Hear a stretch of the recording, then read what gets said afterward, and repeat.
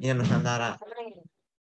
Jadi ya, em, menurut saya ini sepertinya akan menjadi webinar yang sangat berguna karena algoritma dan pseudocode itu cukup penting dalam menjelaskan bagaimana suatu program itu bekerja, gitu ya. Baik dalam skop masih dalam skop kuliah ataupun dalam skop sudah bekerja, kayak begitu. Dan itu akan lebih memudahkan kita untuk mengerti program yang sesuai apapun tuh kalau dibuat Sudoku dan algoritma-algoritmanya itu kita pada akhirnya juga bisa mengerti kodenya seperti apa, kayak gitu. Jadi kalau untuk para partisipan kalau ada pertanyaan bisa disampaikan ke saya lewat private chat, nanti akan saya sampaikan pada waktu sesi Q&A setelah presentasi Ibu Azani selesai. Oke, terima kasih dan sekarang saya serahkan waktu dan tempat untuk Ibu Azani. Terima kasih. Sebelumnya eh, boleh nggak kalau misalkan yang link apa account yang satu lagi boleh di unmute nggak ya? Soalnya saya pakai 2 account di sini.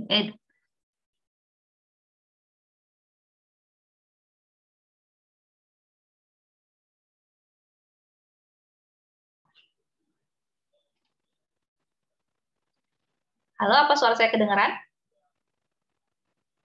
Ya, suara Ibu kedengaran kok. Ya.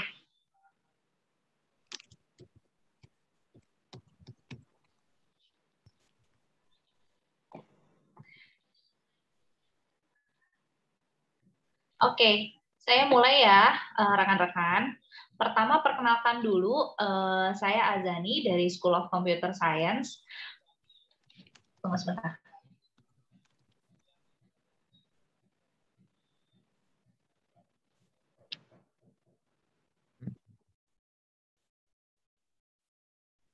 Oh, Ibu Azaninya ke disconnect.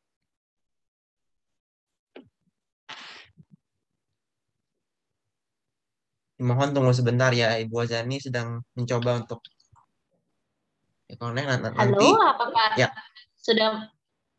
Ya, sebentar ya. Tunggu sebentar ya.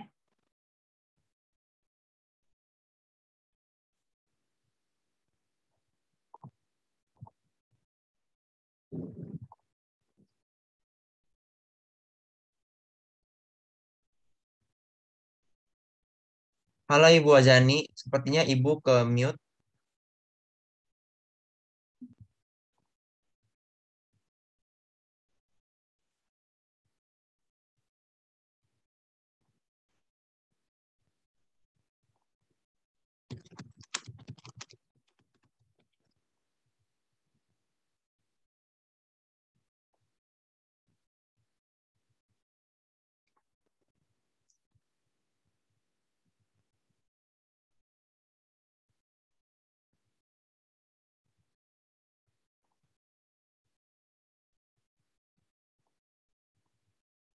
Halo, apakah sudah Halo. bisa mendengar?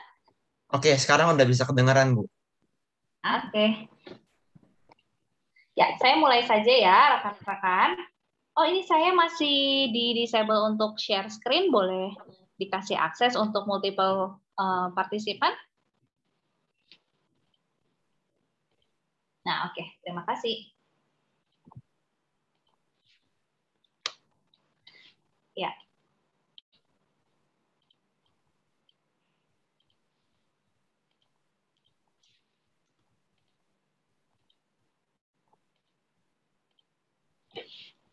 Oke. Biar sebentar ya. Saya balik lagi.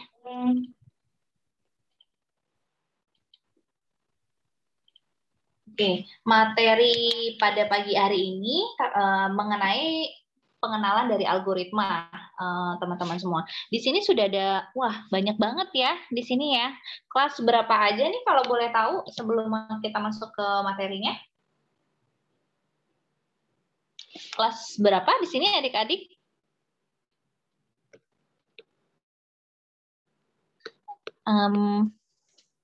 Boleh Oke, semuanya bisa mendengar suara saya ya? Mereka tidak bisa itu, Bu. Tidak bisa Halo? unmute. Tidak bisa unmute.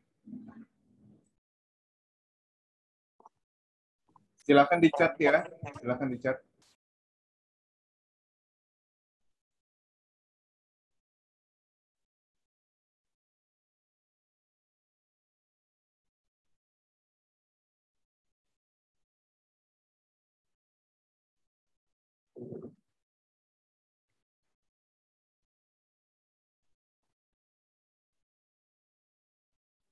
Tes, sepertinya tadi saya keluar ya, Pak?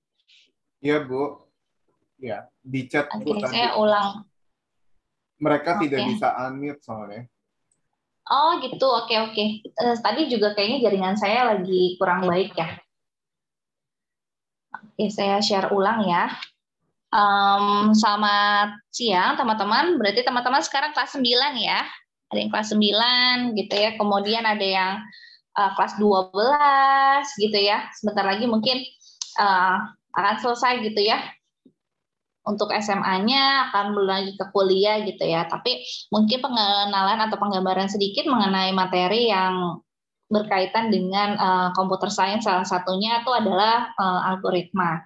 Nah, saya kenalin diri saya dulu, saya Azani dari School of Computer Science, biasanya memang mengajar beberapa mata kuliah di bidang ilmu computer science.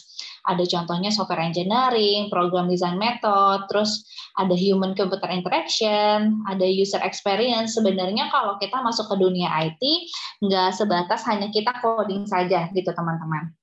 Artinya apa aja sih memang yang perlu dilakukan banyak hal ya. Jadi kita bisa menjadi macam-macam dalam arti nggak harus kita coding aja. Kita bisa ngelihat misalkan kita sebagai sistem analis, kita bisa sebagai IT consultant, bidang-bidang ilmunya tuh luas cakupannya untuk IT. Jadi jangan khawatir buat teman-teman yang punya concern untuk masuk ke dalam computer science, itu cakupannya luas gitu ya. Kita bisa menjadi researcher, kemudian sebagai IT programmer itu sudah pasti database administrator dan lain-lain seperti itu.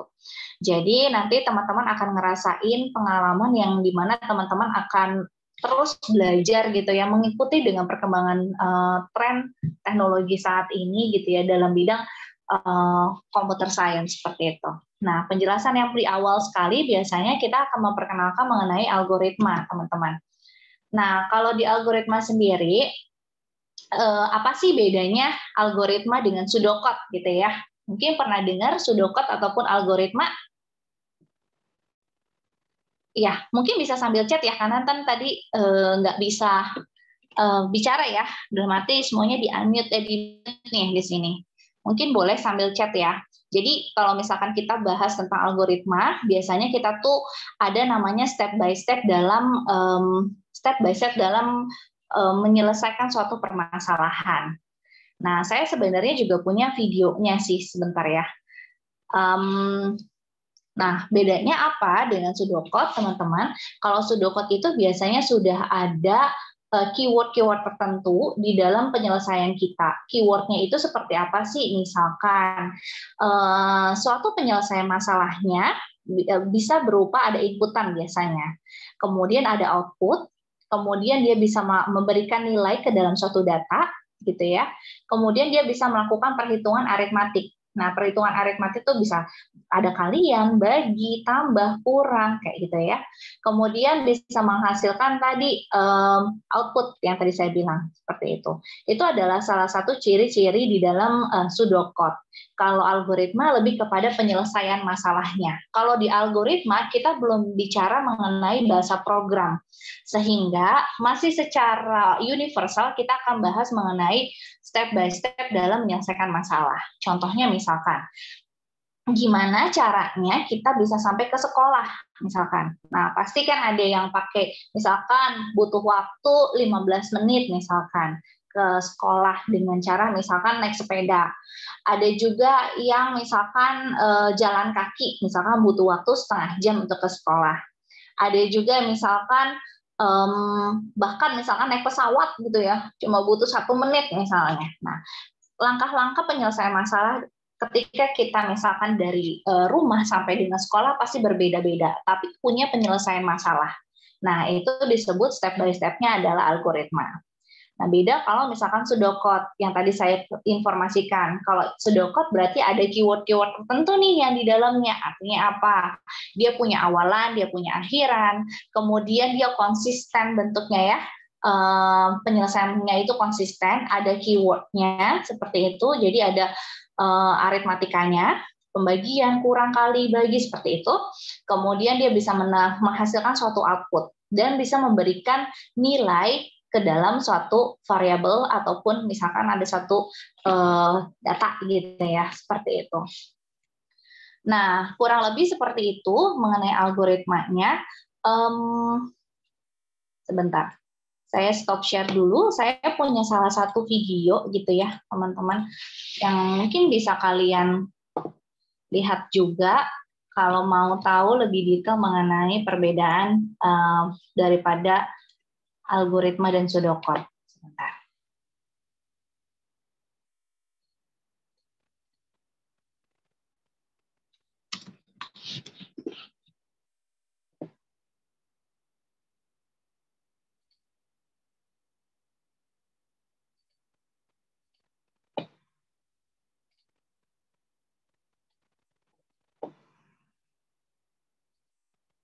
Saya share screen terlebih dahulu.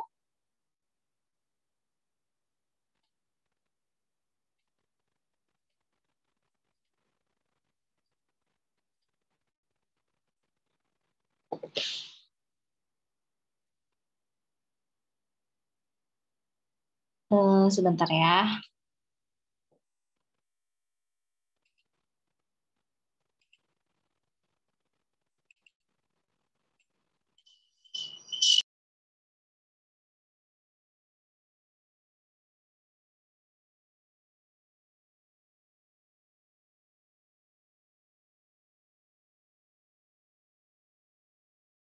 Apakah suaranya kedengaran?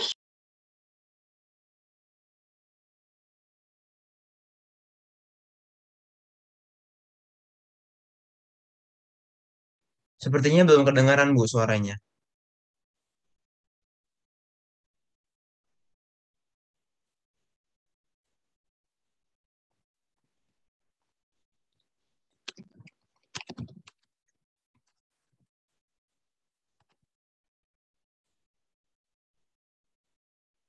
belum share sound, Bu.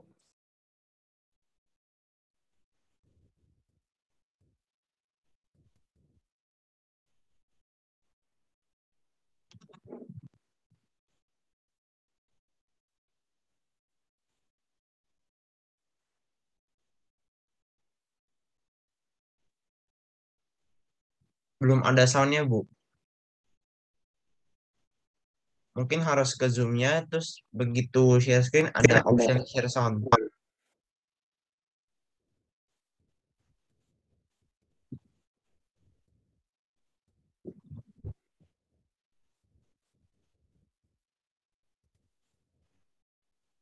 Tadi saya sudah share screen. Share screen-nya bisa, Bu, tapi belum ada suaranya. Algorithm also needs a starting point and a stopping point. If you are talking about how to reach your school from your home, you will need a transportation, right?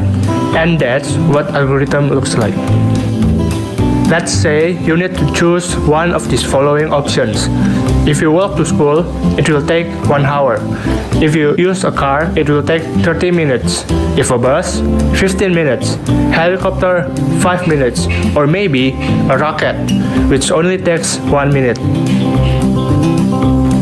If we want to write it down on a computer program, for example, Microsoft Visual C, it would be like this.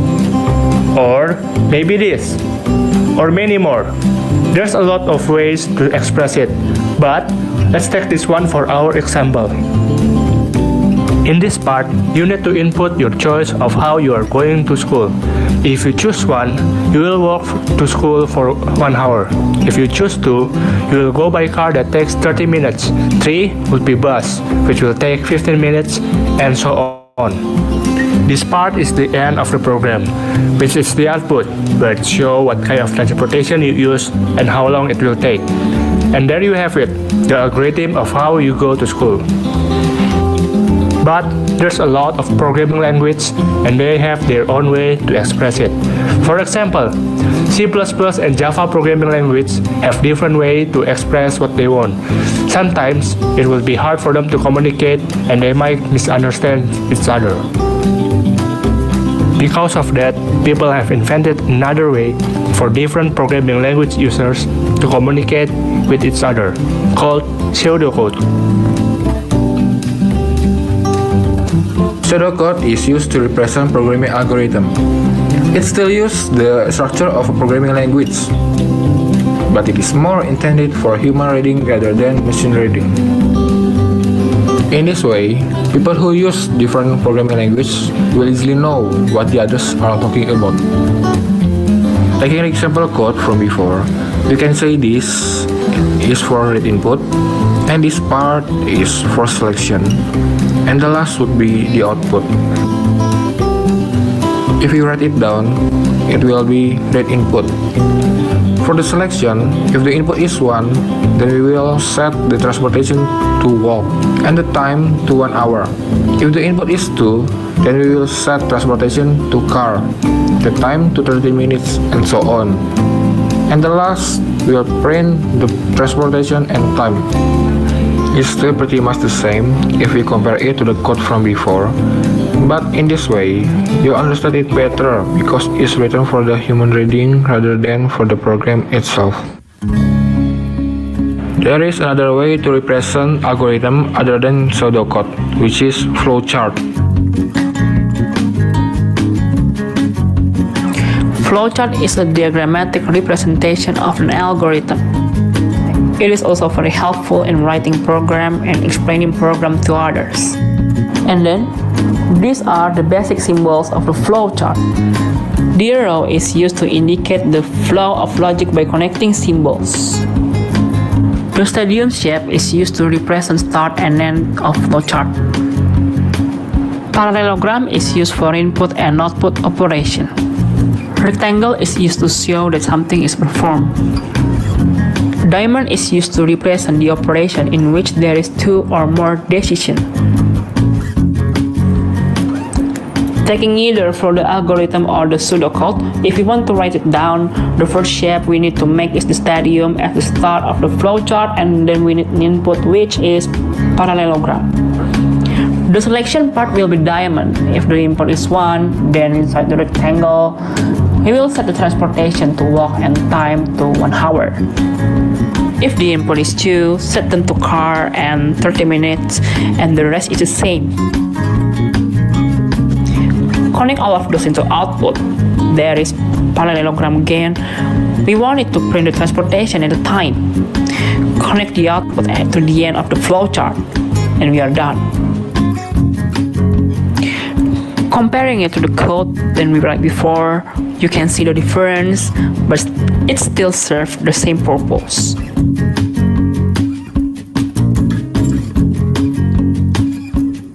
If you still don't understand the main concept of algorithm, what pseudocode and flowchart is, don't worry, you can try reading a book by Leslie Ann Robertson titled Simple Program Design, a Step-by-Step Approach, the 5th edition.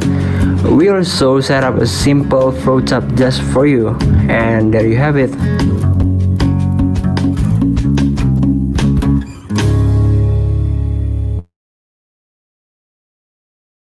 Okay, thank you.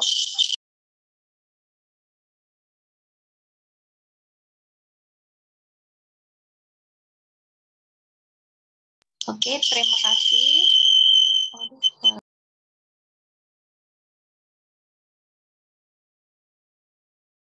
Tes, oke, udah aman ya.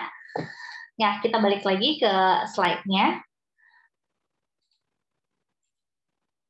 Oke, jadi tadi semoga dengan adanya video tadi bisa memberikan gambaran apa sih perbedaan antara algoritma dan juga pseudocode.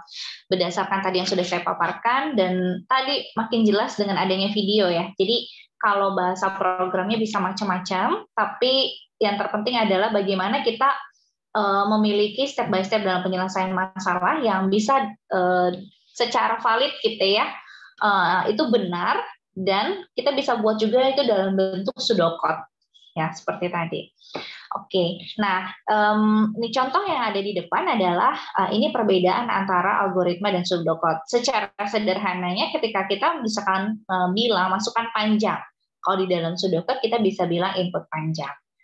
Terus misalkan tampilkan luas, kita bisa bilang ada print luas, misalkan seperti itu ya.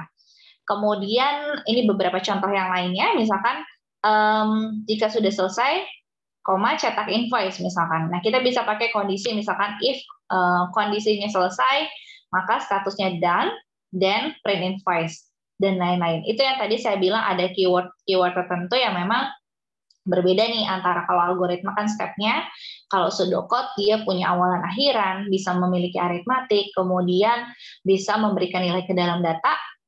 Biasanya pseudocode itu pakainya sih bahasa Inggris ya, intinya konsisten secara universal sih dia bahasa Inggris. Jadi dia punya start, dia punya end, dan dia pasti punya selalu akhiran. Artinya apa? Kalau misalkan kita nggak punya akhiran, maka nggak valid tuh pseudocode kita. Artinya kita akan looping terus gitu ya. Makanya dia selalu memiliki akhiran seperti itu. Next. Nah, di dalam algoritma juga kita punya kenalkan juga yang namanya selection atau pilihan, dan juga ada modelnya repetition, jadi perulangan. Nah, kalau konsep selection gitu, pemilihan, di dalam kita membuat suatu penyelesaian masalah, seringkali kita menemukan ya model pemilihan atau kita sebut dengan selection. Nah, kita bahas fokus ke dalam selection di sini yang paling mendasar gitu ya. Jadi ada beberapa variasi dari selection gitu teman-teman. Ada yang disebut dengan simple selection, ada yang disebut dengan simple selection nggak pakai cabang, dan saya sebut sederhananya seperti itu. Ada yang disebut dengan combined selection dan juga nested selection gitu ya. Karena kenapa? Di dalam algoritma biasanya banyak kondisinya. Kalau misalkan begini gimana? Kalau misalkan ke sini gimana? Kalau misalkan ke sini gimana? Ada banyak constraint ataupun condition. Kondisi itu bisa modelnya adalah perulangan, ada yang modelnya adalah selection atau pemilihan. Maka fokus kita di sini adalah contohnya pemilihan ataupun selection. Saya next ya.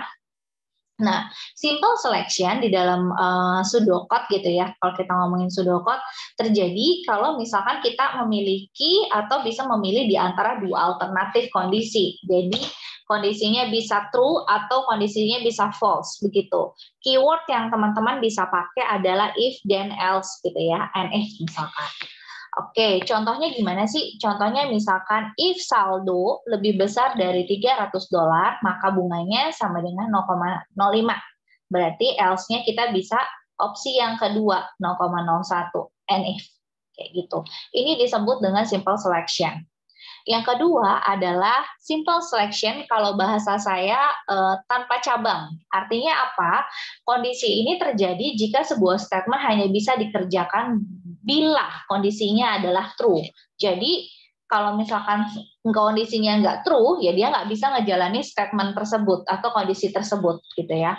Contohnya apa? Contohnya adalah if saldonya lebih besar dari $300, maka bunganya adalah saldo dikali 0,1, and if, selesai. Dia nggak ada else-nya gitu teman-teman.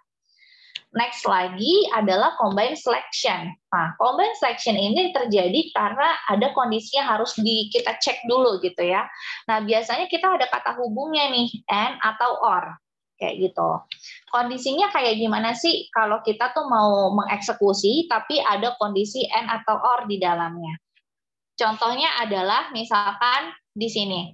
Tadi kita pakai contoh yang sama ya. Pertama ada if saldo, kalau saldonya lebih besar dari 300 dan kodenya 1, dia baru bisa eksekusi bunga sama dengan saldo dikali 0,1. Kalau misalkan kondisi dan kiri dan kanannya ini nggak true atau tidak sesuai gitu ya, maka dia nggak bisa ngejalanin bunga sama dengan saldo kali 0,1. Berarti else-nya adalah dia bunga sama dengan saldo dikali 0,05. Gitu ya. Oke. Nah, ada juga contoh dalam code-nya ya. Kalau misalkan kita mau pakai bahasa program apa, contohnya misalkan di sini nested if selection gitu ya. Nah, kalau nested if selection, tapi sebelum masuk ke nested if selection, mungkin waktu di SMA ini teman-teman belajar tabel kebenaran ya. Contohnya misalkan A true true false false, B-nya true false gitu. Kalau negasi atau not A berarti ya kebalikannya, berarti di sini true, di sini false, true false, di sini true berarti sini false, di sini true berarti false gitu. Nah, kenapa ini kita juga refresh di pada saat kuliah, di mata kuliah algoritma sedikit refresh ya, karena itu tadi ada beberapa kondisi ketika kiri sama kanannya N berarti harus true. Kalau misalkan or salah satunya salah ya dia masih bisa benar gitu ya, karena kondisi salah satunya saja. Kalau N berarti dua kondisi kiri kanannya harus true, seperti itu.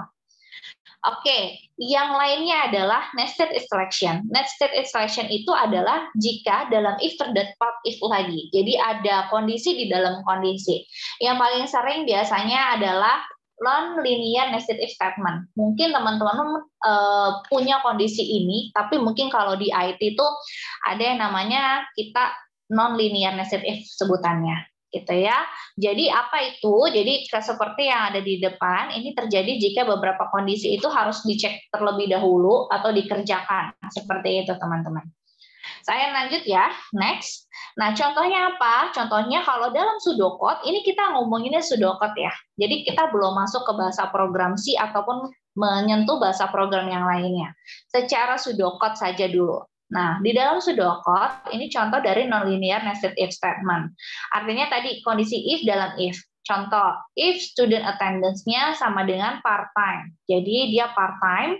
Kalau dia di sini oke, kondisinya true, masuk ke if student gender sama dengan female. Kalau kondisinya true, dia female, masuk lagi ke if selanjutnya, if student age-nya lebih besar dari 21. Kalau lebih dari 21, maka dia add one to mature female part-time student, gitu. Nah, kita cek kalau misalnya dia di sininya attendance part-time betul, correct, gitu ya. Kemudian student gendernya female, tapi age studentnya tidak lebih besar dari 21, maka dia nggak mungkin bisa eksekusi untuk add one to mature part-time student, female student. Artinya dia masuk ke else-nya, berarti add one to young female part-time student, gitu ya.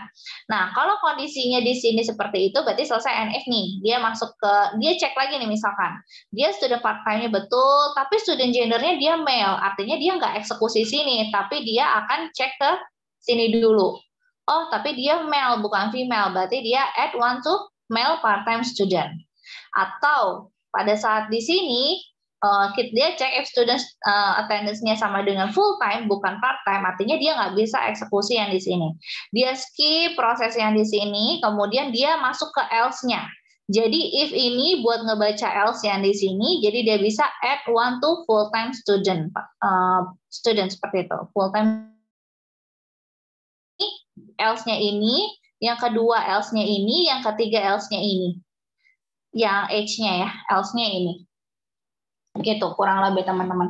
Itu di dalam selection ini namanya nonlinear nested if. Jadi ada kemungkinan kondisi di mana teman-teman akan diminta untuk membuat program yang modelnya adalah if dalam if, kondisi dalam kondisi. Tapi kita juga bisa melihat bahwa nanti kita akan belajar function, belajar modul, dan lain-lain. Sehingga apabila kita diminta untuk menambah data ribuan dengan kondisi kalau model if-if-nya biasa begini, akan jadi boros dan nggak efektif gitu ya, nggak efisien. Nah, tapi kita bisa pakai modul atau function. Tapi itu materinya di materi yang lain ya, ketika nanti kalian akan belajar. Oke, contohnya misalkan gini. Susunlah algoritma untuk membaca 3 tersebut dengan urutan menaik secara ascending dan tampilkan ketiga karakter hasil sorting, misalkan kayak gitu. Artinya apa sih? Kalau kita misalkan diminta untuk menyelesaikan case seperti ini, kita harus tahu dulu nih, case ini tuh maunya seperti apa. Berarti case ini harus ada input, ada proses, outputnya apa? Berarti inputannya adalah kita baca inputannya ada 3 karakter 1, karakter 2, karakter 3. Proses yang tadi contoh soal di sini kan dia minta sorting ya. Artinya susunlah ketiga nilai karakter tersebut dengan urutan secara menaik ataupun ascending. Artinya apa? Misalkan kita punya karakternya di awal K, B, sama G, gitu ya. Secara posisi K, B, sama G ini kita nggak tahu nih. Pertama kan kita nggak tahu urutannya sebenarnya siapa dulu. Mungkin kalau manusia, kita udah otomatis tahu B pasti lebih dulu daripada K. Terus G pasti lebih dulu daripada K gitu ya. Posisinya harusnya BGK begitu ya. Tapi kan kalau misalkan kita buat program si sistem nggak tahu nih siapa dulu nih. Jadi kita harus buat logikanya, kita harus buat pseudocode-nya biar pseudocode-nya itu bisa baca yang bagus gitu ya, maksudnya urut gitu ya, sesuai dengan output yang diminta. Jadi output yang diminta ini adalah karakter yang sudah disorting gitu teman-teman. Karakter 1, 2, sama 3 yang sudah disort. Kalau yang di sini masih belum disorting. Berarti secara prosesnya seperti apa? Cara prosesnya adalah kita harus baca dulu karakter yang diinputnya seperti apa. Kita punya 3 karakter di sini, berarti karakter 1, 2, sama 3. Kemudian kita sorting 3 karakternya, terus diminta sama soalnya untuk mencetak hasil sortingnya. Begitu. Jelas sampai sini? Oke, berarti kalau begitu kita next selanjutnya. Misalkan kita diminta untuk membuat pseudocode dari soal tersebut. Nah, ini salah satu contoh pseudocode-nya ya. Jadi sebenarnya bisa macam-macam cara, tapi kalau di sini kita bisa pakai contoh yang ada di depan layar ini ya. Nah, baca 3 karakter. Jadi di sini misalkan saya pinjam dulu ya. Misalkan kita tuh ada namanya pertama K, kan pertama hurufnya gini K, B, sama G ya. Ini karakter 1, karakter 2, karakter 3 ya. Nah, kita pertama-tama baca karakter 1, 2, 3, berarti K, B, G. Ini posisi yang di sini ya.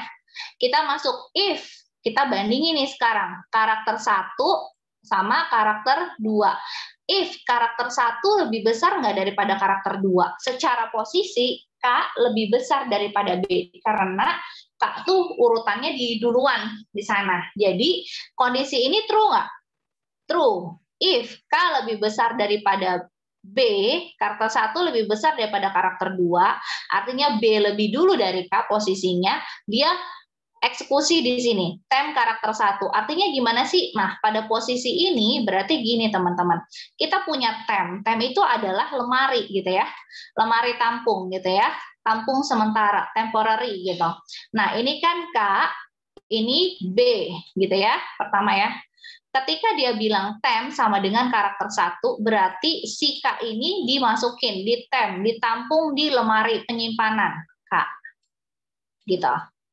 Ya, artinya apa? Pada posisi ini ketika dia bilang tem gitu ya,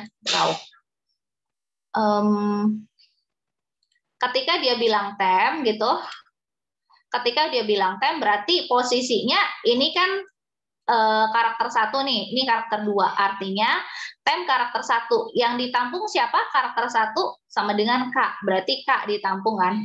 Nah ini B berarti kosong nih, yang di pertama nih, kotak satunya. Berarti di sini tulis karakter 1 sama dengan karakter 2, ya. Karakter 2 siapa di sini? B, berarti B masuk ke sini, gitu. Nah B masuk ke situ, berarti kita hapus nih yang di sini. Kemudian kita sebentar, saya ini lagi. Nah, kita di sini kan berarti kan harusnya tempat penampung juga ya. Nah, berarti di sini karakter 2 sama dengan tem. Karakter 2 siapa sih? Nah, karakter 2 karena ini udah karakter 1, karakter 2-nya pindah dong ke sini. Si K. Jadi K pindahlah ke sini. Nah, di sini kosong. Gitu. Jadi pada saat dia di sini karakter 2 sama dengan tem, berarti karakter 2-nya masuk ke sini. Yang ini kita hapus. Nah, dia udah pindah. Gitu. Ya, posisinya seperti itu. Oke, jelas sampai sini? Nah, berarti sekarang posisinya adalah karakter 2 sama dengan tem, berarti posisinya B sama K di sini. Nah, kita kalau cek lagi, kalau begini, berarti sekarang B, K, G. Gitu ya. Sekarang prosesnya begini, untuk di sini, and if selesai. Kita cek lagi nih, kan karena sekarang posisinya B itu karakter 1, karakter 2-nya itu K, karakter 3-nya itu G. Ya, berarti yang kita bandingin sekarang di if yang kedua, karakter 2 sama karakter 3, artinya yang K sama yang G. Ya, ini berarti K sama G. Nah, kita punya tempat lagi penampung. Ya, kita lagi ngejalanin yang ini nih. Ya, kita lagi jalanin yang ini. Berarti sekarang if karakter 2 lebih besar nggak daripada karakter 3? Apakah karakter 2 K posisinya lebih besar nggak daripada G? Besar itu artinya posisinya lebih ke kanan gitu ya, lebih di sana gitu. Oh benar, harusnya kan secara alfabet itu G di depan, K baru di belakangnya kan. Ketika dia kondisinya adalah true, dia jalanin tem karakter 2. Berarti kita tem nih karakter 2-nya. Karakter 2 si K kan ya, kita tampung si K. K ke sini, gitu, K-nya ke sini. Terus karakter 2 sama dengan karakter 3. Karakter 2 sama dengan karakter 3. Karakter 3-nya siapa? G. G pindah ke sini. Gitu. Jadi kalau secara posisi sekarang bentuknya gini, G, K-nya ada masih di dalam kotak temnya, ini kosong nih. Kosong ya. Terus karakter 3 sama dengan tem ya. Berarti kan karakter 3 posisi di sini sama dengan tem. Temnya mana? Temnya si K. Berarti K-nya masuk ke sini. Gitu. Jadi ini kosong. Jadi sekarang G sama koma K. Gitu. Jadi kalau secara keseluruhan, ini B-nya tarik lagi ke bawah. Kalau B-nya tarik ke bawah, berarti B, G, K. Jadi posisinya sekarang begini ya. Ini di if yang kedua. Sekarang kita jalanin, udah if selesai, kita jalanin. If karakter 1 lebih besar nggak daripada karakter 2? Nih sekarang kan karakter 1-nya B, karakter 2-nya G, karakter 3-nya K. Kita cek apakah B lebih besar daripada si G. Oh, enggak. Betul. Enggak. Kenapa? Karena ya secara alfabet B dulu. B lebih kecil daripada G. Sehingga kondisi yang ada di sini, dia tidak eksekusi. Dia langsung masuk ke NIF. Ketika dia masuk ke NIF, selesai, diminta cetak. Cetak karakter 1, 2, sama 3. Berarti kita cetak nih di sini. Berarti sekarang K, B, G. N, selesai. Begitu. Kira-kira. Jelas, teman-teman? Oke. Mungkin kalau ada yang mau bertanya, silakan kalau mau melalui chat. Ya, semoga jelas ya. Itu contoh. Nah, kemudian kita bisa next ya. Coba saya next bisa nggak? Oke. Oh, ini dulu deh. Saya clear dulu ya harusnya ya. Oke, sebentar. Oke, nah kita masuk lagi ke sini. Nah, contohnya apa? Kita bisa sebenarnya ngecek pseudocode kita itu jalannya udah benar atau belum dengan cara apa? Namanya kita melakukan desk checking daripada pseudocode. Contoh ini dataset ya. Data yang tadi kita coba misalkan KBG data 1, ini data 2. Kalau algoritma ataupun pseudocode kita sudah benar, mau datasetnya pun bagaimanapun, cara jalannya akan sama gitu, karena logiknya benar begitu ya. Nah, kita punya 2 dataset, hasil yang diharapkan adalah expected result-nya urut di sorting, B, G, sama K, untuk data 2-nya A, S, sama Z begitu.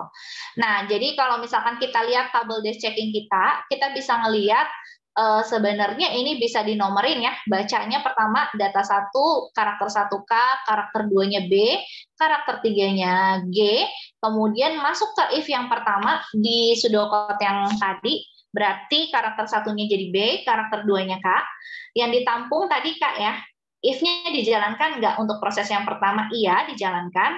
Kemudian kita bisa lihat lagi if yang kedua. If yang kedua itu apa? If yang kedua itu adalah G ya. G untuk jadi karakter 2, terus karakter 3-nya K, yang ditampung yang ditem tadi apa? Yang K-nya ya. Nah, if yang kedua dijalankan nggak if-nya? dijalankan. Ya berarti oke, dijalankan. If yang ketiga tadi kan karakter 2 sama karakter 3 ya sama 2 kita bandingin ya. Ternyata nggak sesuai gitu ya. Nggak bisa kita execute karena posisinya nggak sesuai gitu ya. Sehingga nggak dijalankan. Makanya if-nya dijalankan nggak, tidak. Gitu ya. Jadinya nggak dijalankan gitu. Seperti itu.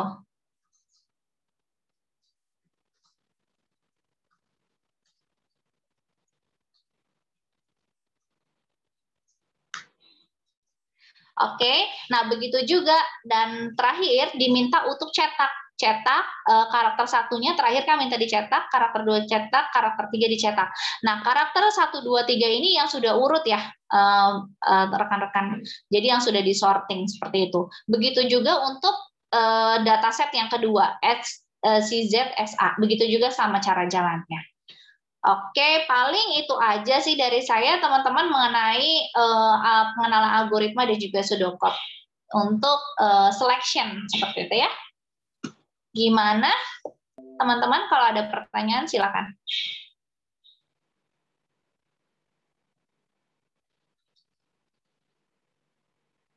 Oke, Russell, mungkin dari saya itu kalau ada yang ingin ditanyakan ataupun ada tambahan silakan ya. Baik, terima kasih untuk Ibu Azani atas webinarnya. Moga-moga informasinya bisa berguna untuk kalian yang sedang belajar mengenai algoritma dan pseudocode. Jadi sekarang sebelum kita mulai sesi Q&A, saya undang Ibu Christine untuk mempresentasikan tentang BINUS. Silakan Ibu Christine.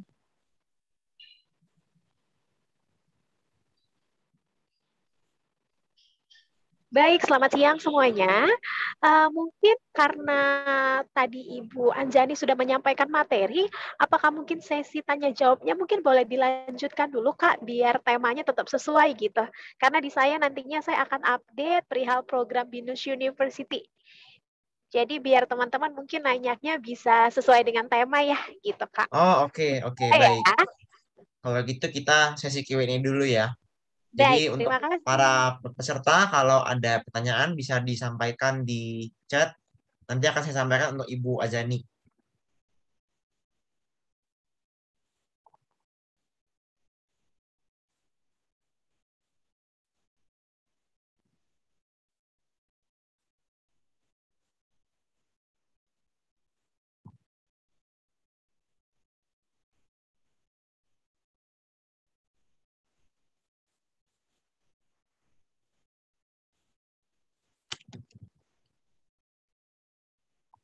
Baik, apakah ada pertanyaan? Bisa disampaikan. Silakan jika ada yang mau ditanyakan. Iya.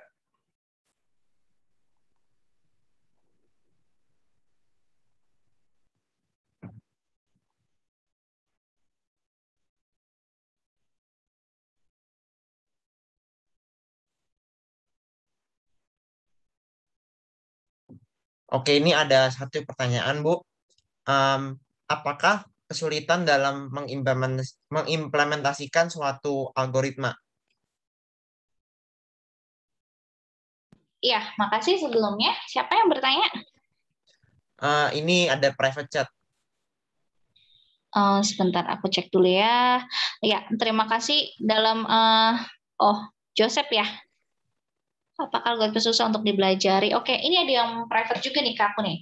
Jadi mungkin saya jawab dulu ya, apakah algoritma itu susah? Sebenarnya kita dalam hidup ini kita juga udah mengimplementasikan algoritma teman-teman. Karena pada dasarnya manusia menyelesaikan masalah-masalah ya. Mungkin masalahnya berbeda-beda, tapi step by step yang kita lakukan dengan logik itu kita udah masuk ke dalam algoritma karena menyelesaikan suatu case-nya gitu ya, dengan step-step atau cara-cara tertentu.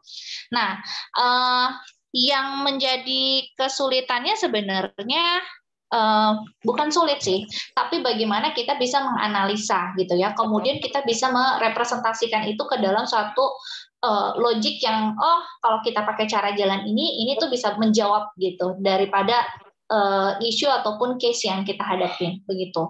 Nah, sebenarnya bagaimana caranya biar kita bisa menyelesaikannya? Pertama dari analisa kita, yang kedua jangan bosan-bosan buat kita tuh latihan teman-teman. Biasanya kalau kita nggak latihan, ya kita nggak terbiasa untuk terasa. Terasa apa? Terasa untuk secara critical thinking gitu ya. Kita biasanya tahu nih, ini keywordnya dia minta ini, input, proses, output. Ingat itu aja. Ada inputannya minta apa, prosesnya gimana, outputnya apa. Biasanya begitu analisanya. Sehingga kita tahu poin yang ditujunya bagaimana, outputnya apa gitu. Sehingga kita bisa telaah apa sih yang diminta sama soalnya misalkan.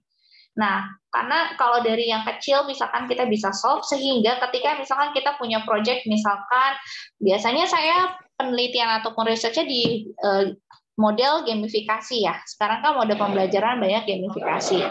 Nah, tapi menariknya adalah gamifikasi bagaimana untuk anak-anak tunanetra. Nah, saya lebih ke ngedalamin itu gitu ya, pendalaman dari situ.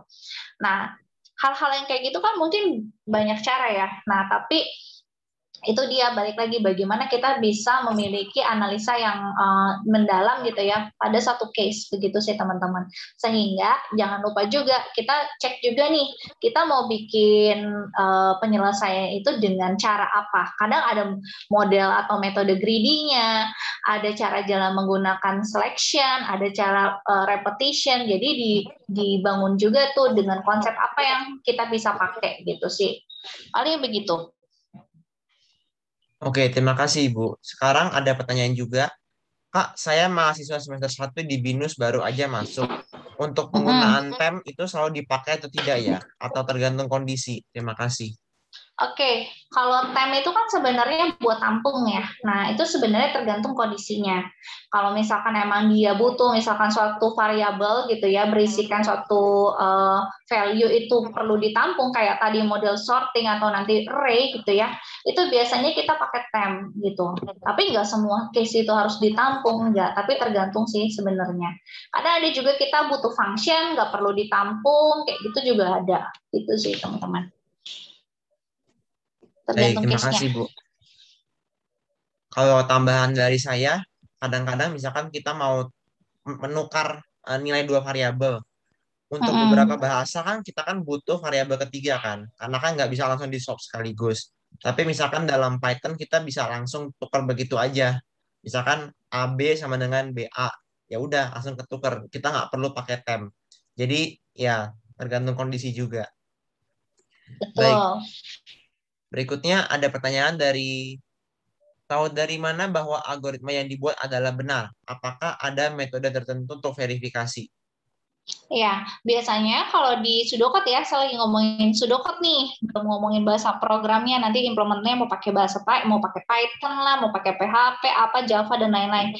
Nah, kalau kita di pseudocode, pembahasan mengenai program design method ini, biasanya ada yang namanya desk checking, buat ngecek apa algoritma ataupun pseudocode yang kita buat itu sudah sesuai atau belum. Makanya tadi kita punya tabel yang namanya tabel pseudocode-nya, tabel desk checking maksud saya. Nah, di tabel desk checking, kalau pada materi ini, coba saya share screen lagi.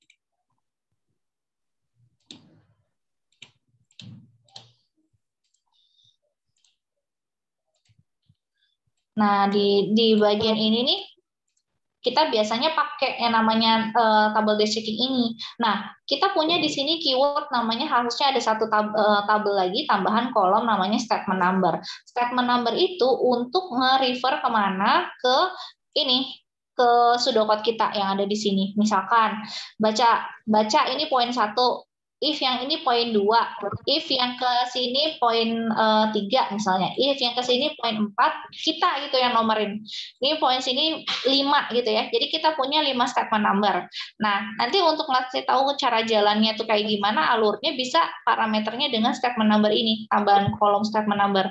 Jadi baca itu adalah tadi 1. Jadi kita mau lihat ini tuh di bagian mananya dalam pseudocode sih. Nah, itu caranya bisa kayak gitu. Itu kalau di dalam pembahasan pseudocode gitu, seperti itu teman-teman. Tapi kan kalau misalkan kita coding juga kan, misalkan di Visual Studio atau yang lain kan biasanya ada keterangannya ya, kalau misalkan ada yang salah gitu ya, atau kurang variabel, atau pokoknya keywordnya kurang sesuai gitu, itu biasanya ada keterangannya sih, harus ditambahkan apa kayak gitu. Biasanya kita coba Ya, compile dulu jalan atau tidak, kalau enggak biasanya kurangnya apa, dibaca aja dari keterangannya gitu. baik, Kurang terima lebih kasih begitu. Bu. Kemudian pertanyaan berikutnya, apa ukuran atau tolak ukur untuk menentukan bahwa algoritma itu sudah efisien? Seperti apa parameternya? Kalau algoritmanya udah efisien, biasanya sih ada juga yang bilang begini, kalau misalkan apa ya, jumlah baris kodenya tuh nggak terlalu, misalkan kita menyelesaikan satu masalah, tapi dengan code yang mungkin barisnya cuma 15 code gitu ya. Nah, makin simple, makin cepat solve, itu akan lebih bagus. Mungkin juga ada caranya, berarti kan intinya caranya kita tuh simple, maksudnya beberapa line code aja, tapi ternyata itu udah bisa nge-solve problemnya. Nah, itu sebenarnya bisa kayak begitu. Tapi, ya itu lihat lagi, namanya kita ada belajar efisiensi ini ya, coding gitu, di dalam codingnya itu. Jadi nanti kita belajar big O-nya, kira-kira kapasitasnya kalau kita line code-nya makin banyak itu kan berarti makin kurang baik ya gitu. Bisa solve tapi kurang baik gitu ya dalam size-nya dan lain-lain. Itu kita juga akan belajar di situ gitu. Jadi sebenarnya efektifnya adalah ketika kita bisa men-solve suatu case dengan cara yang lebih efektif, artinya enggak panjang tapi dengan code yang mungkin beberapa baris aja sudah bisa men-solve case-nya. Karena kan kalau misalkan kalian apa ya, ngikut yang OSN atau yang lain gitu ya, model-model kayak gitu kan ada waktunya ya. Kalau seperti itu.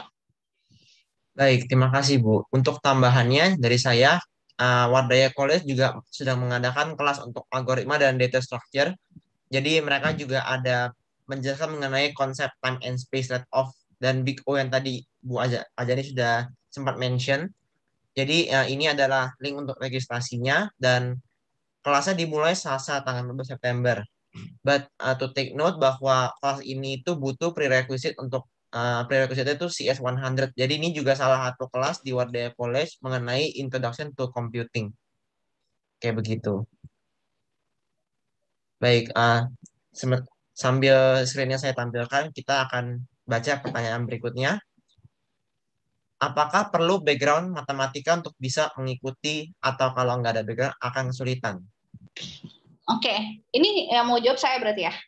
Ya, silakan Bu. Ya, biasanya memang kalau di School of Computer Science gitu, misalkan di BINUS, kita open untuk yang SMA sama yang SMA kan nanti coba ditanya ya, SMA sama SMK setahu saya. Jadi memang yang dasarnya kita udah ketemu yang namanya mungkin pernah aljabar linier gitu ya. Kemudian pernah dapat misalkan kalkulus gitu ya. Terus matematika diskrit mungkin kamu belum dapat, tapi ya ada logiknya juga pasti belajar kayak gitu matematikanya. Karena kenapa? Nanti untuk mahasiswa untuk yang baru pun akan belajar mengenai natural science gitu. Jadi belajar karena kita kan mengacu pada akreditasi International Albert ya dari Amerika. Jadi kita akan ada belajar juga tuh mengenai natural science seperti apa. Gitu sih. Jadi kalau misalkan mungkin ya, dulu saya juga awal kuliah coba-coba aja gitu masuk ke IT. Saya pikir kan kita pikir mungkin akan ngapalin codingan, tapi ternyata codingan itu bukan dihafal teman-teman, dipahami. Semakin kita rajin latihan, semakin kita pahami celahnya. Gitu ya, maksud celah tuh dalam arti gimana cara nge-solve problemnya. Nggak bisa kita tuh ngapalin gitu, karena kalau kita ngapalin model kasus tuh akan banyak banget. Tapi kalau kita udah punya bumbu atau resepnya, mau dia misalkan bikin nasi goreng jadi nasi goreng seafood, jadi nasi goreng spesial, tapi nasi gorengnya kita udah paham gitu misalnya. Udah kita banget gitu ya. Nah, mau dibolak-balikin soalnya kita pasti bisa gitu. Jadi jangan khawatir buat teman-teman, ya pasti akan ketemu itu. Jadi nggak mungkin saya bilang yang kayak tenang aja, pasti bisa. Ya oke, tapi mungkin saya harus kasih tahu dulu nih, kita nggak cuma sekedar belajar coding, tapi ada matematikanya juga, belajar logik juga seperti itu. Jadi memang harus dipersiapkan jika memang teman-teman mau ke arah sana. Karena ngeliat apa? Saya bilang, oh dari trennya saat ini, lihat kira-kira kurikulum ataupun silabus ya, mungkin kamu tahunya silabus atau kurikulumnya seperti apa. Nanti setelah 3 tahun saya lulus, 3,5 sampai 4 tahun, saya tuh maunya kemana sih, arah trennya sekarang seperti apa. Terus bisa juga misalkan dilihat apakah alumninya tuh jaringannya luas atau enggak. Minimal kalau kita misalkan di jurusan ini, kalau saya ke perusahaan ini, misalkan, oh luas nih, jadi udah ternama gitu ya misalkan. Jadi mana-mana ada alumninya. Nah, mungkin itu parameter-parameter yang bisa kalian lihat gitu ya kalau misalkan memilih jurusan dan memilih kampus gitu, dimanapun gitu, nggak cuma di BINUS ya, secara umum gitu. Begitu teman-teman. Baik, terima kasih Ibu. Kemudian pertanyaan berikutnya, apakah ada metode matematika yang dapat memverifikasi tingkat efisiensi algoritma? Kalau ya, seperti apa contohnya? Verifikasi apa maksudnya? Kayak verifikasi tingkat efisiensi algoritma. Tadi ya yang kita belajar Big O gitu ya, mungkin pengen tahu kapasitas, efektivitas, nanti kan ada hitung-hitungannya ya. Cuma emang kalau misalkan algoritma kan macam-macam, ada algoritma yang misalnya machine learning, kita belajar machine learning juga ada macam-macam algoritmanya, supervised, unsupervised, banyak gitu ya teman-teman. Saya sih belum bisa menggambarkan spesifik untuk mengetahui efektivitasnya, tapi dari pertanyaan-pertanyaan sebelumnya kurang lebih seperti itu ya jawabannya gitu. Karena banyak sih algoritma itu nggak cuman misalkan belajar bahasa C, akan banyak bahasa yang mungkin tiap tahun juga ada nambah. Yang bikin interpreter ataupun bahasa program sendiri namanya bahasa singkong. Besok bahasa ubi kayak gitu-gitu. Jadi sebenarnya banyak. Baik. Menarik ya. Jadi bisa apa bahasa pemrograman yang berbeda itu tingkat efisiensinya juga bisa beda ya. Sorting, biasanya sorting itu kan ada macam-macam algoritmanya kan, tapi tujuannya itu sama. Kayak gitu, cuma Betul, untuk misalkan kamu memurutkan ada doang. merge ya, ada merge short, bubble short, ada insert short dan macam-macam ya. Pokoknya kamu bisa pelajari nanti macam-macamnya. Mau efektif yang mana ya tergantung dari kasusnya. Oh, kalau yang ini lebih cocok yang bubble short, yang ini lebih cocok yang merge short dan lain-lain misalnya. Ya tergantung sih daripada kasusnya apa gitu. Nanti bisa dicek.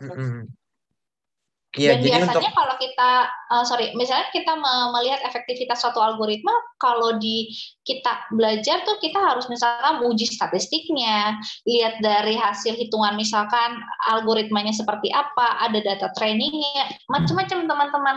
Yang sekarang ini kalian pelajari adalah lebih kepada gini, ada satu soal, gimana cara solve soalnya. Nah, lama-lama kamu belajar akan lebih gini, misalkan kita membuat suatu proyek besar gitu ya, proyeknya apa.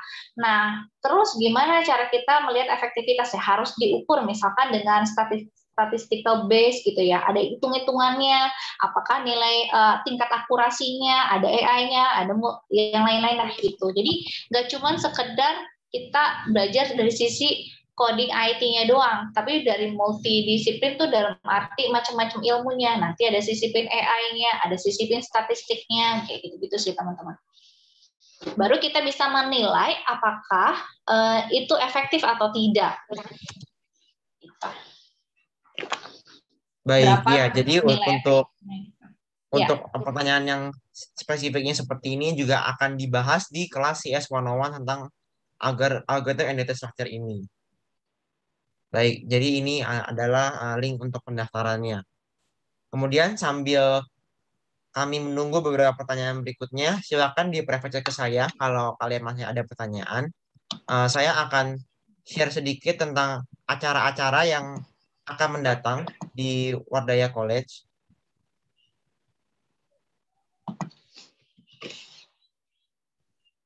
Bentar ya, saya share screen dulu.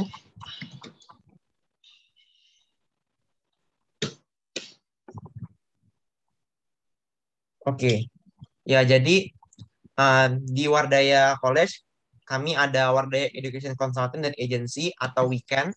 Jadi mereka berfokus dalam konsultasi mengenai persiapan masuk ke universitas jenjang S1, S2, dan S3. Jadi ini terbuka untuk siswa-siswi jenjang SMP, SMA, dan juga S1, S2 yang mau ke S3. Kayak gitu. Mereka mengurusi aplikasi-aplikasi di berbagai universitas di berbagai negara. Jadi ini adalah link Wardaya Education Partner juga. Kemudian berikutnya event di sore nanti adalah dari Unpad dan juga dari Edmonds College. Jadi ini bagian dari Wardaya Education Expo juga. Dari jam 1 sampai setengah 3 WIB dan juga dari jam 3 sampai setengah 5 WIB. Kemudian berikutnya ada University of Cambridge. Jadi jangan lupa daftar karena info-infonya pasti akan sangat berguna. Dan juga ada ya dari Paraya Unpar dan California. Dan terakhir di hari Sabtu 18 September ada event dari ITB juga. Kayak begitu. Kemudian Wardaya juga membuka membership untuk Wardaya Toastmasters Club. Jadi ini dan juga Wardaya Gavel Club.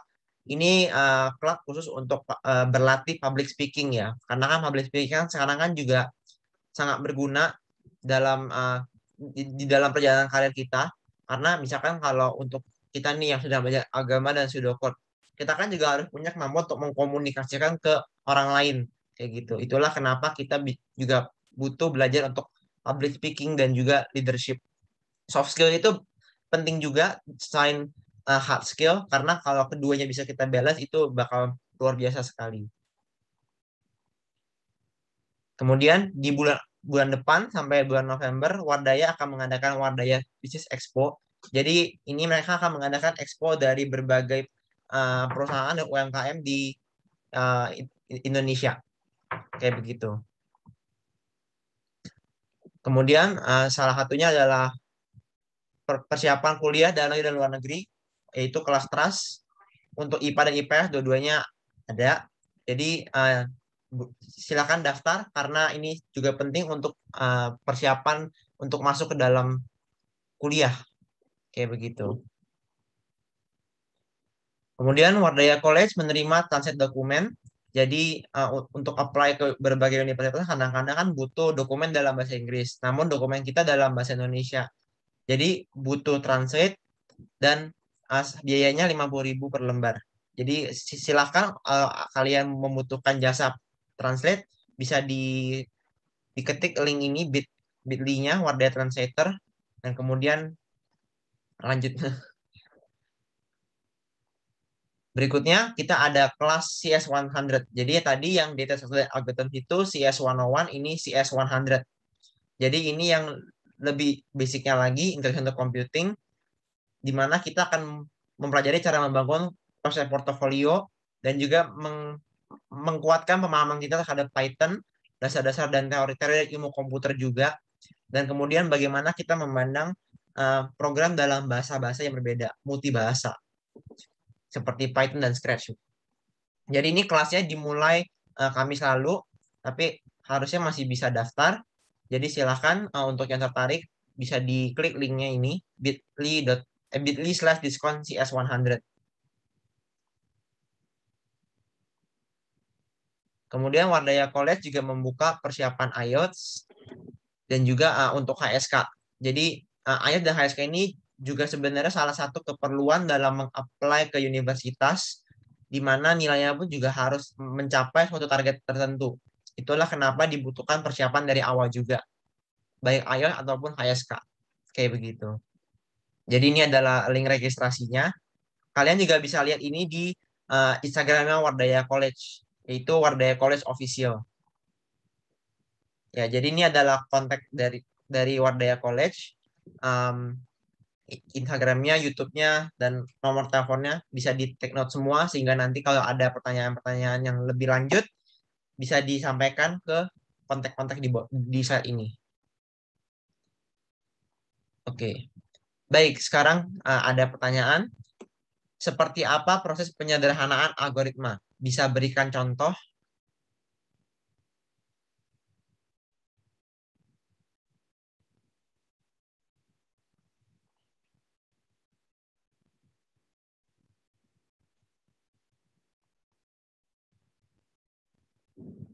Halo Ibu Azani, Ibu masih ke mute.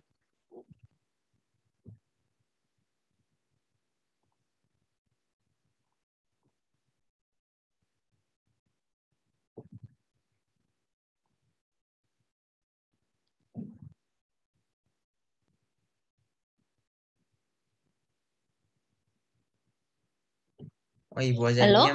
Ya, Ya, halo Bu. ya. Ya, ini ada pertanyaan Bu. Seperti apa proses penyederhanaan algoritma? Apakah bisa diberikan contoh? Oh iya, bentar ya. Saya coba cari contohnya dulu. Mungkin sambil saya cari ada di sini contohnya ya, biar mempermudah nih teman-teman.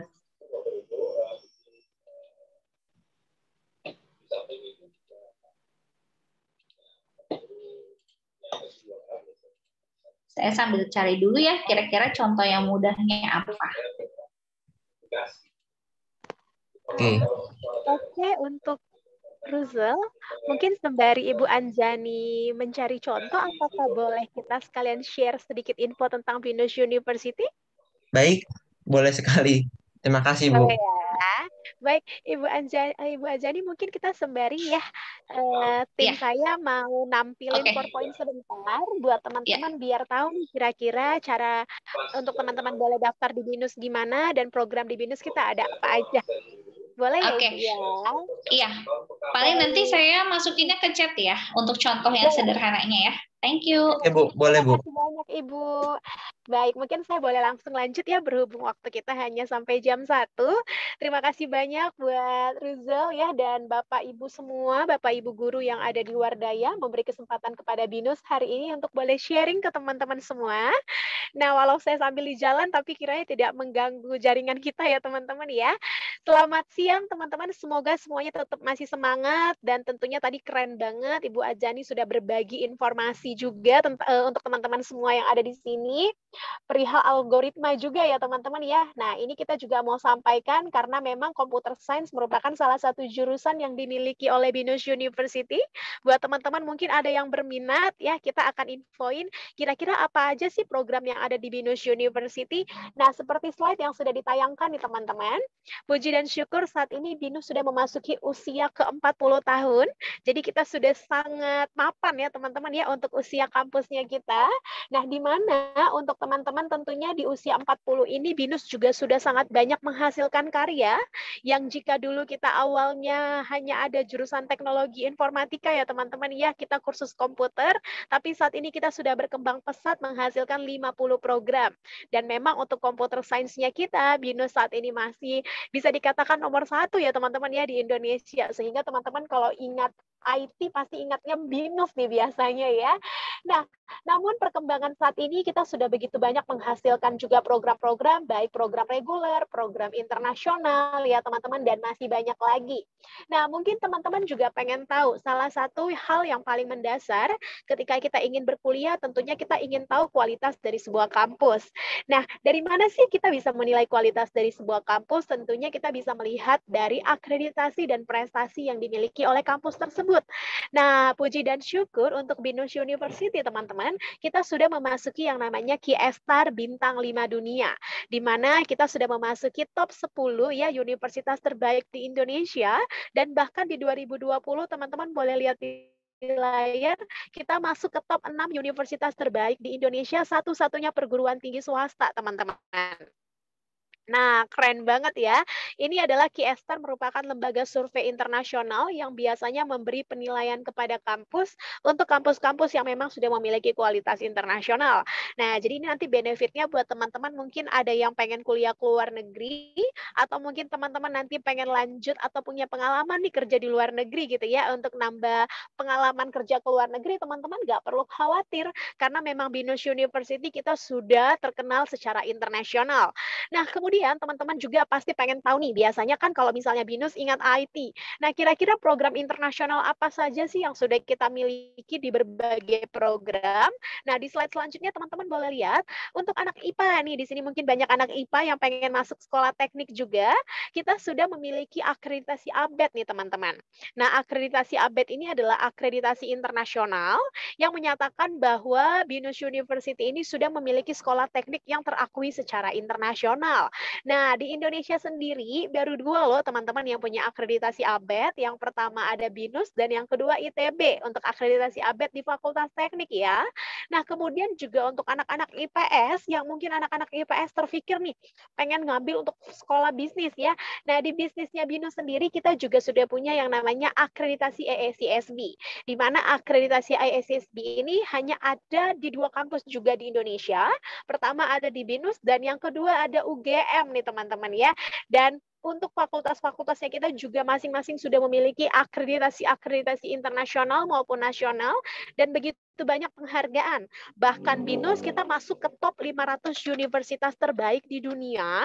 Dari segi adalah alumni-alumni yang diakui berkompeten dan siap perang nih teman-teman. Perang dalam arti adalah melawan dalam arti ini ya dunia kerja ya, biasanya kan kalau kita tamat nih biasanya kita saling bersaing ya. Nah, alumni BINUS ini diakui berkompeten dan profesional sekali baik di tingkat internasional teman-teman. Jadi masuknya ke top 500 ya, keren banget. Jadi kalau teman-teman kuliah di BINUS tentunya nggak perlu khawatir karena ketika teman-teman tamat, teman-teman sudah diakui secara internasional juga tentunya dari segi kualitas. Kemudian untuk Binusian community-nya kita juga, nah kita tiap tahun itu nerima sekitar lebih 12.000 lebih mahasiswa setiap tahunnya. Mahasiswa aktifnya kita di 42.000 lebih ya teman-teman ya. Dan alumninya kita itu sudah di 122 ribuan lebih teman-teman ya. Nah dan yang paling penting ini kan kalau nggak salah Wardaya banyak anak-anak yang memang targetnya pengen kuliah ke luar negeri juga ya. Nah di BINUS kita sudah punya kerjasama dengan 160 lebih kampus, di mana nanti teman-teman ketika kuliah di BINUS, teman-teman juga bisa loh dapat pengalaman kuliah ke luar negeri. Nah, jadi tentunya ketika teman-teman kuliah di BINUS ini, teman-teman bukan hanya dapat kuliah di Indonesia saja, tapi teman-teman punya kesempatan dapat pengalaman nanti di semester 6 dan semester 7 untuk kuliah di luar negeri.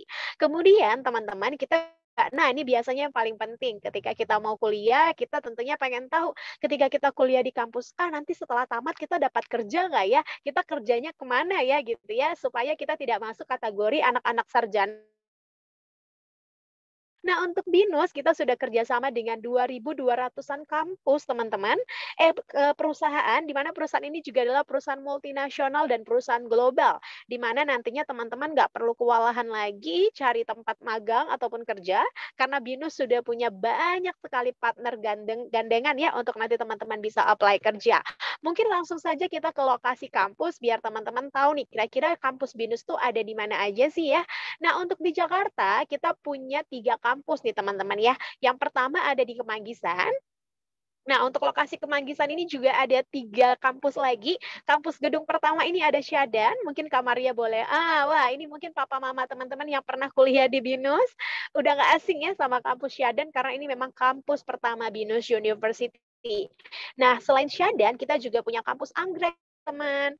Nah, selain kampus Anggrek, kita juga punya yang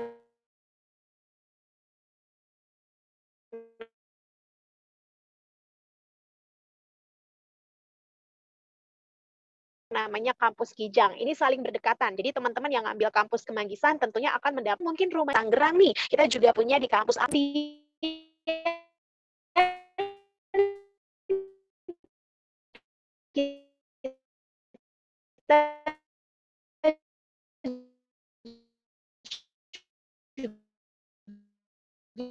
Kita juga ada di kampus Bekasi, teman-teman juga ini dekat di Sumarenta, juga ada Bandung dan ada Malang. Slide selanjutnya Kak, sampai dengan di Bandung dan di Malang nih teman-teman ya, untuk lokasi kampusnya kita. Nah, jadi teman-teman kalau misalnya berkuliah di BINUS, variasi kampusnya juga banyak banget, teman-teman bisa sesuaikan ya, nanti pengen kuliahnya ngambilnya di mana. Nah, tapi yang terpaling penting adalah teman-teman sesuaikan juga jurusan yang memang teman-teman mau ambil. Karena memang ada beberapa jurusan yang memang dia hanya ada di Kemanggisan dan ada yang memang hanya di Bekasi saja. Teman-teman bisa pilih ya. Apakah mungkin ini jaringan saya yang terputus ya teman-teman ya? Tadi sepertinya jaringannya sedikit terputus. Wah, sedikit terputus. Mohon maaf. Ini mungkin Kak Maria kita langsung masuk ke poin 3+1, Kak, untuk slide-nya. Apakah slide-nya di sana sudah terganti, teman-teman? Sudah. Sudah ya? Sudah. Oke. Nah, terima kasih. Nah, yang menjadi salah satu benefit juga yang teman-teman bisa dapatkan kuliah di BINUS itu selain teman-teman dipersiapkan menjadi orang-orang yang profesional dan tentunya teman-teman juga dipersiapkan menjadi orang-orang yang siap kerja, kita juga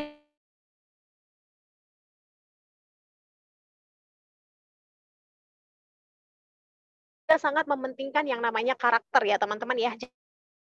Jadi di BINUS itu nanti teman-teman memilih mendapatkan pengalaman juga dari segi kita tunjukin secara detail karena waktu kita yang terbatas. Jadi di BINUS itu teman-teman juga disiapkan tentunya kita punya value-value khusus seperti spirit yang nantinya teman-teman akan dapatkan juga.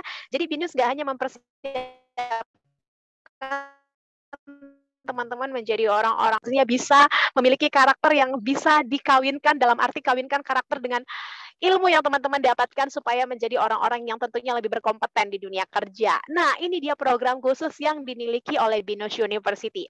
Kalau misalnya teman-teman mengikuti perkembangan pendidikan di Indonesia, tahun lalu itu Menteri kita Pak Nadiem, Menteri Pendidikan sempat mencanangkan yang namanya program Kampus Merdeka. Mungkin teman-teman sering baca ya sekarang Kampus Merdeka, tapi bingung tuh Kampus Merdeka itu sebenarnya apa sih ya teman-teman ya.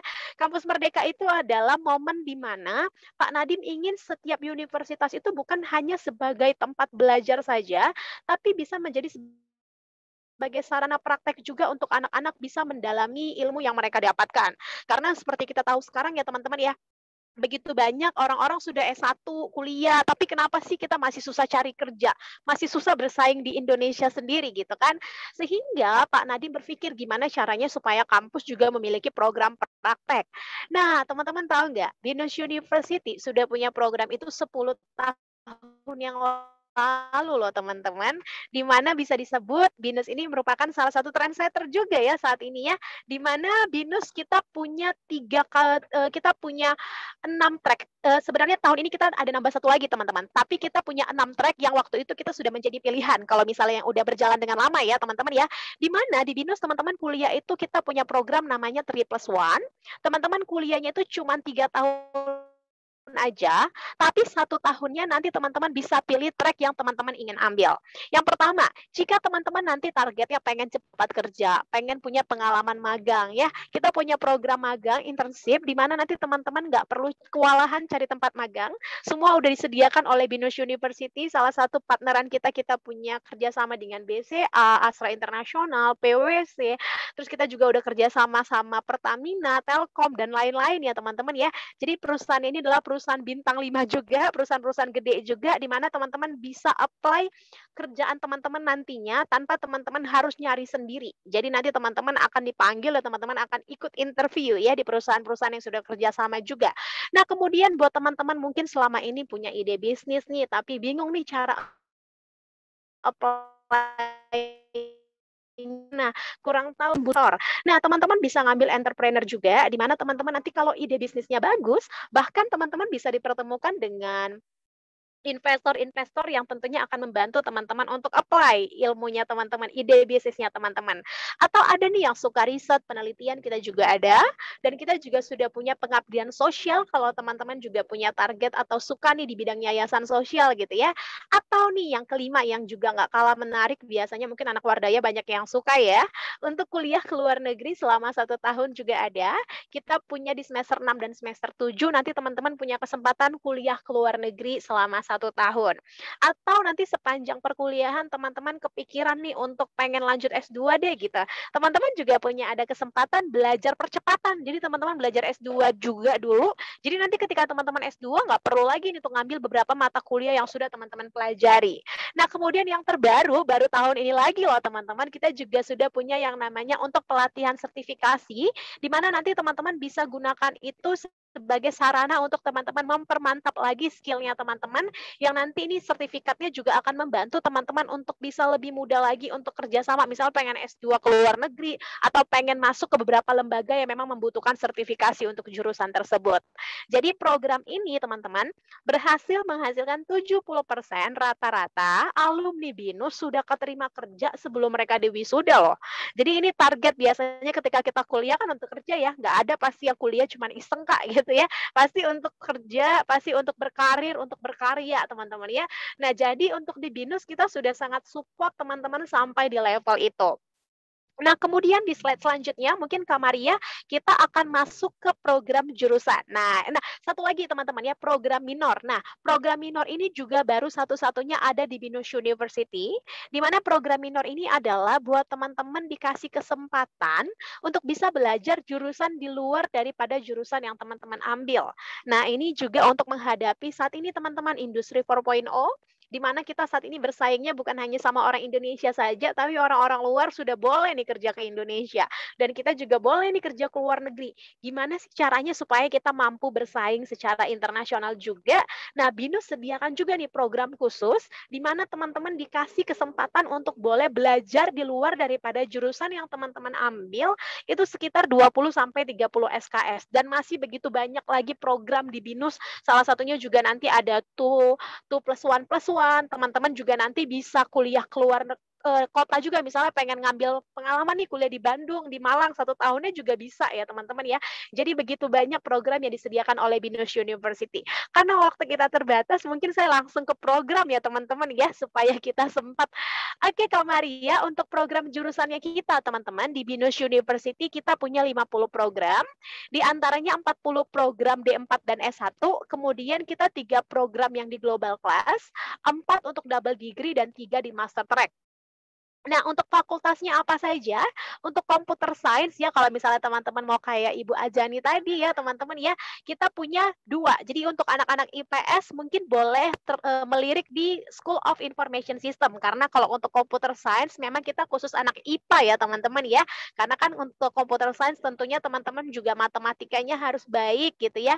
Sedangkan kita anak-anak IPS kan matematikanya lebih ke arah bisnis. Nah, jadi teman-teman mungkin bisa ngambil di Information System, fakultasnya kita tuh terdiri dari 4 jurusan juga. Jadi ada spesifik masing-masing ya, teman-teman bisa ngambil Information System Accounting dan Auditing, teman-teman juga bisa Information System yang general, terus kita juga punya Business Information Technology juga, dan Business Analytic.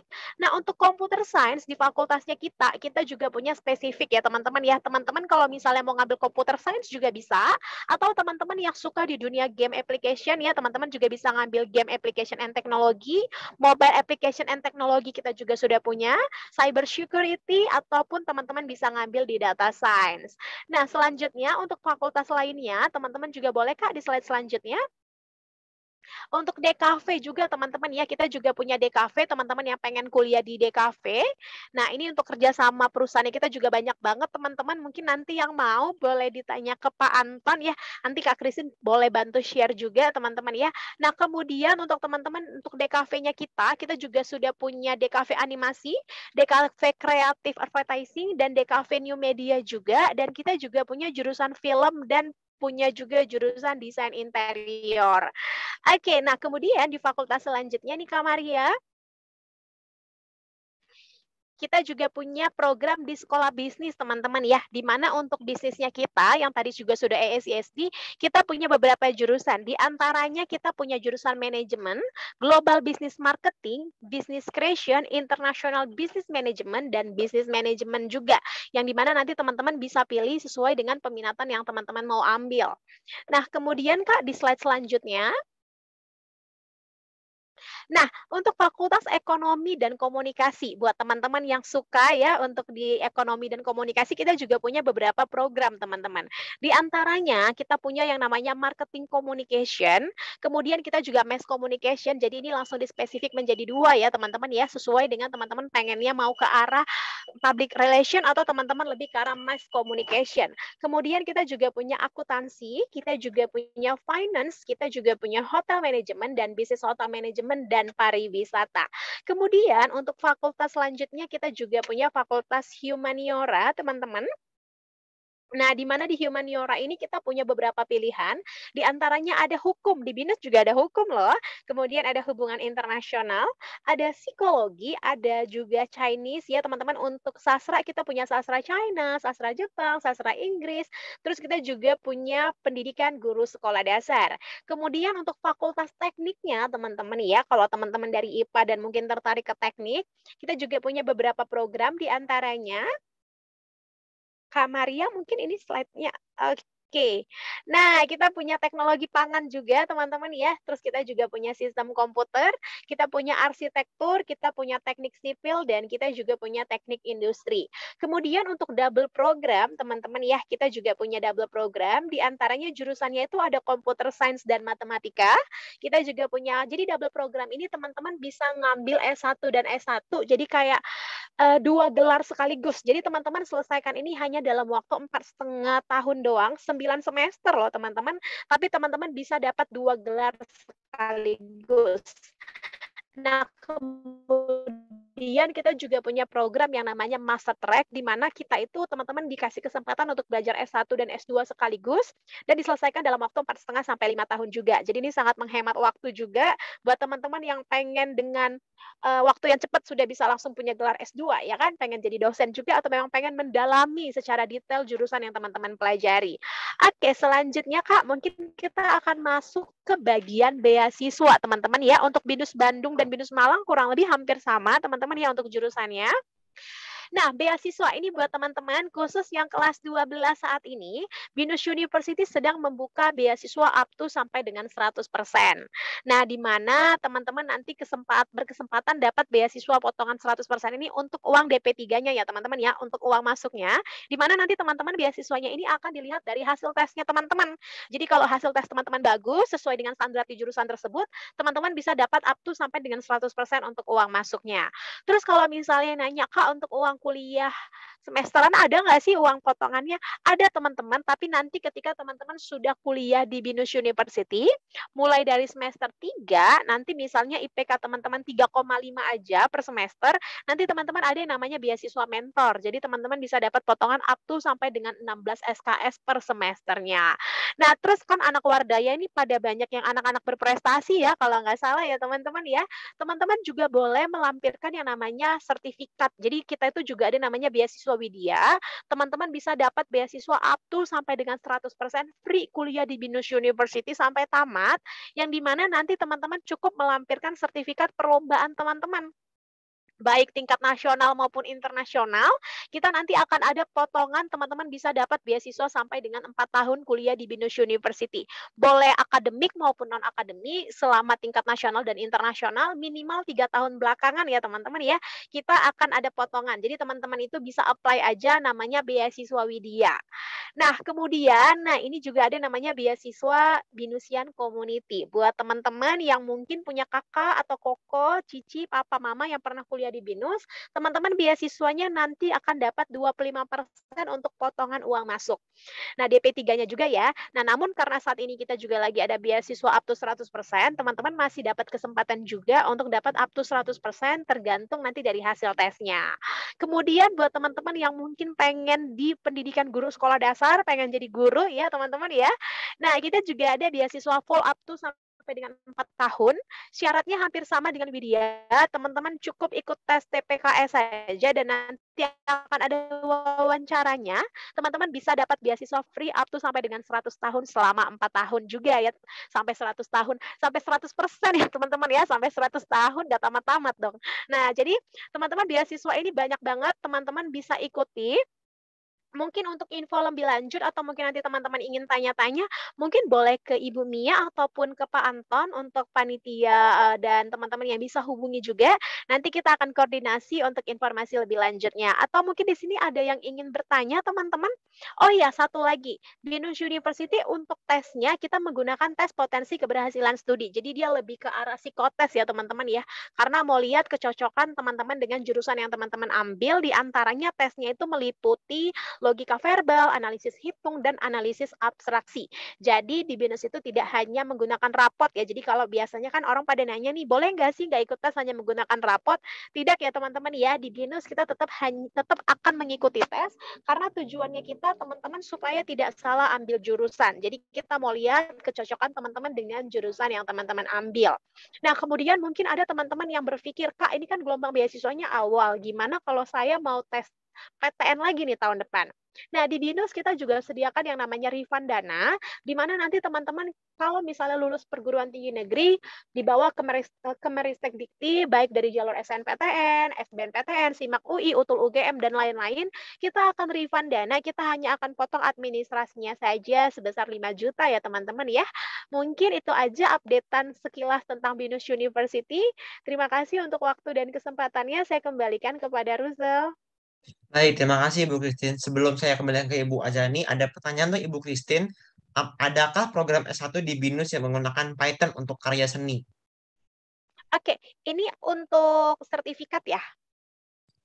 Sepertinya program S1 Untuk sekolah seni. menggunakan Python untuk karya seni. Oh, kalau untuk di kita sih saat ini programnya yang masih tersedia aja sih, Rusel. Untuk saat ini, untuk yang karya seni belum ya. Oke, Oke, terima baik, terima kasih. kasih. Oke, ini ada satu pertanyaan terakhir sebelum kita tutup. Untuk Ibu Ajani ya. Halo Ibu Ajani, apakah Ibu masih di sini?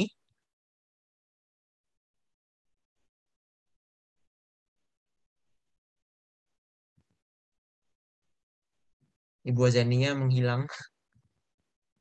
Ya, saya Oh ya, ini ada satu pertanyaan terakhir Bu sebelum kita tutup. Bagaimana caranya membuat algoritma yang efisien? Apa tips dan triksnya? Dan seperti apa metodenya? boleh diulang karena tadi paralel. Oh, bagaimana caranya membuat algoritma yang efisien? Apa tips and triksnya? Oh, tadi pertanyaannya efisien terus ya. Iya. Efektif efisien. Ya tadi maksudnya gini, kita misalkan diminta untuk membuat program apa gitu ya. Biasanya kalau saya sih pengalaman sebelumnya, saya akan analisis dulu nih caranya ya. Kalau mau ditanya cara ya caranya kita analisis dulu soalnya. Nah biasanya saya harus tahu dulu input proses outputnya seperti apa sehingga apa poin-poin apa yang mau dituju tuh jelas gitu. Nah setelah itu mungkin prosesnya di dalam prosesnya kita bisa menentuin mau pakai cara apa. Kadang nih kita belajar misalnya Fibonacci, belajar tentang greedy, belajar tentang sorting. Nah, kita kan kalau misalkan udah tahu tuh dari soalnya, oh bentukannya nih mintanya sorting nih. Nah, macam-macam sorting kan ada A, B, C, lebih cocok yang mana. Nah, akan lebih baik kita tuh juga paham perkiraan seperti apa gitu. Jadi kita jelas. Jadi jangan sampai dimintanya sorting, dijawabnya dengan yang lain gitu ya. Jadinya kan nggak nyambung.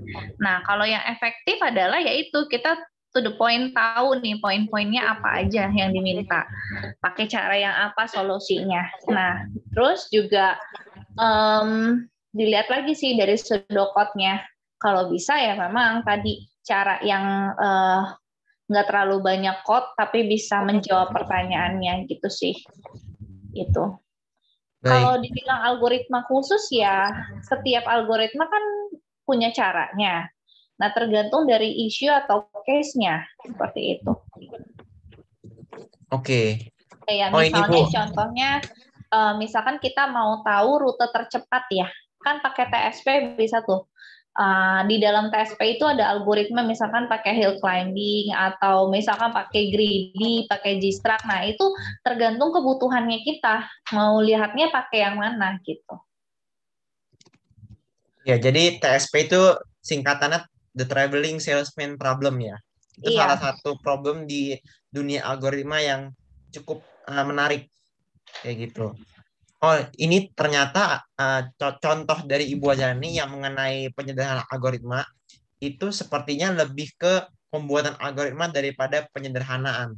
Jadi mungkin sepertinya gini Bu, kayak ada suatu algoritma, tapi kita bisa cut beberapa line menjadi satu algoritma yang lebih simpel.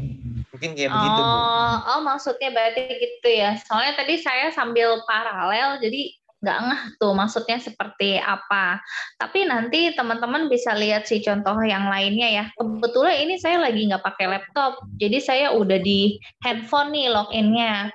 Jadi sambil OTW juga. Jadi maksudnya nanti teman-teman boleh sambil dibaca sih, kan ada banyak buku algoritma ya, penyederhanaan.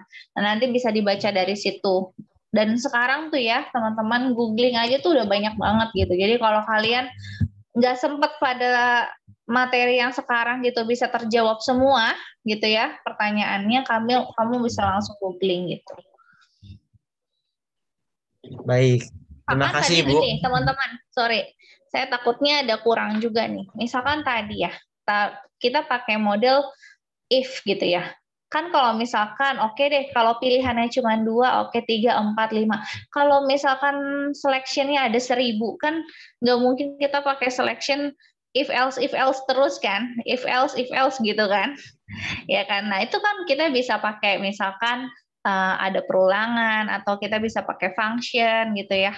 Jadi lebih efektif seperti itu. Nah, baca teman-teman, apa sih function, gimana cara kerja function, gimana misalkan kita menggunakan while, for, atau yang lainnya gitu ya. Gitu-gitu aja palingan sih saran dari saya. Kebetulan saya udah nggak bisa ini lagi ya, apa namanya, share screen melalui laptop sambil di jalan gitu. Nggak apa-apa Bu. Ya, mungkin tambahan dari saya, misalkan kalian mau ngecek nih, misalkan ada input sebuah tahun gitu ya, terus kalian mau ngecek apakah tahun ini tuh tahun kehabisan atau enggak. Mungkin ya salah satu penyederhanaan algoritma adalah awalnya kita mikirnya, oh kita akan bagi ke berbagai kondisi gitu kan. Apakah dia bisa dibagi 4, apakah bisa dibagi sekian dan seterusnya. Tapi kita juga bisa compute satu nilai khusus dan kita langsung cek aja apakah nilai itu 1 atau 0 gitu. Dan itu sepertinya lebih cepat daripada kita bagi ke berbagai kasus. Kayak begitu. Itu juga salah satu penyederhanaan algoritma yang mungkin bisa menjawab pertanyaan tadi. Baik, jadi demikian sesi Q&A kita. Sekali lagi terima kasih banyak untuk Ibu Azani ya atas presentasinya dan juga tadi Ibu Christine atas presentasi tentang BINUS. Jadi setelah ini kami akan ada acara untuk Ayo Kenal Unpad dari Universitas Padjadjaran. Jadi linknya sudah ada di chat. Apabila ya kalian bisa langsung aja klik link itu. Terima kasih banyak yang sudah join session ini. Semoga infonya berguna. Oke, thank you semua. Semuanya. Thank you tim marketing. Thank you Rusel. Sama-sama. Ya, terima kasih juga.